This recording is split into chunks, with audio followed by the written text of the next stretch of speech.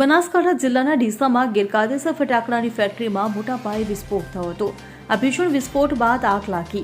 આ વિસ્ફોટમાં 21 લોકો જીવતા હોમાયા હતા, જેમાં ફટાકડાની ફેક્ટરીના મૂળ માલિક પિતા પુત્રની ધરપકડ કરવામાં આવી હતી.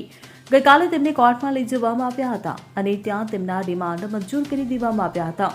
આજે આરોપીઓનું રિકન્સ્ટ્રક્શન પણ કરવામાં આવ્યું હતું. ત્યારે હવે આ મામલો લોકસભા સુધી પહોંચ્યો હતો, જ્યાં બનાસકાંઠાના સાંસદ ગેનીબેન ઠાકોરે આ મુદ્દે લોકસભા ગજવી હતી અને લોકસભામાં મામલે મૃતકના પરિવારજનોને 5-5 લાખની સહાય જલ્દી આપવામાં આવે તેવી માંગ કરી છે.